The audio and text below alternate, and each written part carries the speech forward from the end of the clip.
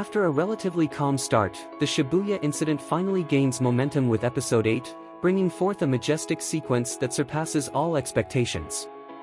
This new arc signifies a substantial shift in the direction of the story. However, that's not all. The characters will also face traumatic events that will significantly impact their growth and development in the series. With unrestrained action, the episode concludes, leaving more questions than answers. What's next for our favorite sorcerers? How do they plan to confront these powerful enemies? But, more importantly, how is it possible for Goyo to be so cool and perfect all the time? Let's set aside the talk, get comfortable, and analyze together everything that happened in the last episode of Jujutsu Kaisen Season 2. The entire Shibuya incident could easily be summarized as an extremely elaborate plan to eliminate Satoru Goyo. From the beginning, we know that Goyo is the strongest sorcerer. The story emphasizes the incredibly powerful nature of Goyo as a sorcerer multiple times. It's already an exceptional feat just to think of a plan to contain him.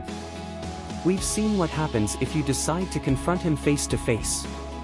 In this regard, we must acknowledge the ambitious plan of the curses.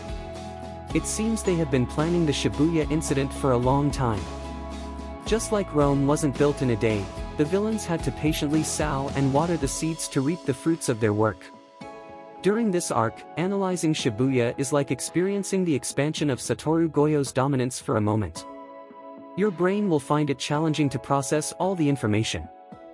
That's why I'll explain each moment in detail so you can digest it and gain a proper understanding of how the story unfolds from beginning to end. On one side, we see Goyo directly facing off against Jogo, Hanami, and Choso. The latter, if you don't recall, is the brother of the cursed wombs that Navara and Yuji confronted at the end of Season 1. Obviously, all this theater is a trap, and Goyo knows it perfectly, but he decides to play along to put an end to it once and for all. At the same time, Mei, Ui, and Yuji head to investigate another barrier that has emerged at another point in Shibuya. The interesting part here is the initial contact with the curses. Geto and the curses are fully aware of the true strength of Satoru Goyo and willingly accept their inferiority. They know they could never kill him, but stopping him is an entirely different story. How is it even possible? We're talking about Goyo. Is there any cursed tool or something that can truly contain his presence? The answer is yes. Geto mentions a strange object that appears to be a cursed tool of special grade, functioning as a living barrier. The challenge here is getting Goyo to fall into the trap, which is no easy task. Therefore, they decided to devise a plan that began with isolating Goyo. Geto raised a veil over all of Shibuya, and Goyo, being Goyo, infiltrated the veil and reached the underground where the citizens are captive. The second phase of the plan begins precisely here, in the underground, with the sole purpose of distracting Goyo until the necessary preparations are made to seal him. Jogo, Hanami, and Choso, all special grade curses, are tasked with buying time.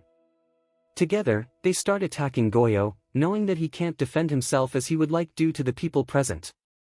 As Geto rightly points out, the only time Satoru Goyo reveals his true power is when he is alone. This is where the hostages come into play. By surrounding him with innocent people, he can't use his powers arbitrarily, no reverse rotation, no blue, much less purple. According to them, Goyo's only alternative is to defend himself, and he can't even use his domain expansion without harming people. However, even with these unfavorable circumstances, they were nowhere near defeating Goyo. He surpassed them all on his own. Nevertheless, defeating him is not part of the plan. The goal is to distract him long enough for Geto to make the next move. This created a unique situation where the villains were able to corner Goyo. Although they couldn't harm him, the fact that Mahito quickly obtained the status of a special grade curse speaks volumes about the omnipresent nature of human resentment. He feels no remorse for ending the lives of innocent humans because, to him, it is the most natural thing. Now that Yuji knows he is here in Shibuya, he will seek to settle the scores he has with the special grade curse. Although Season 2 has not fully revealed the true extent of Mahito's malice, fans can expect the epitome of Mahito's despair in the upcoming episodes. Given his background, there is not a hint of goodness within Mahito, and that is precisely what attracts viewers to this series. Despite being one of the most hated characters, he is also the reason why many fans are drawn to his character. Last but not least, as we know, Mahito's powers allow him to transform the souls of humans into ugly and disfigured creatures, much like the hatred that can turn humans into inhumans. In a sense, his technique is a poetic extension.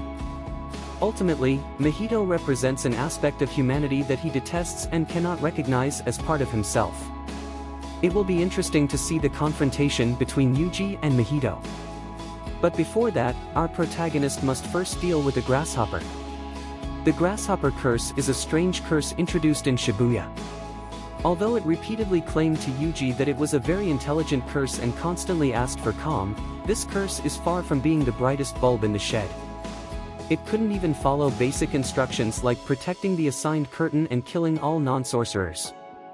It took Yuji minimal effort to bring down this creature. Despite being a grade 2 curse with impressive combat abilities, any Jujutsu sorcerer could have defeated it. Chapter 8 was undoubtedly a feast for the eyes. Seeing Satoru Goyo rise as the strongest of all is priceless.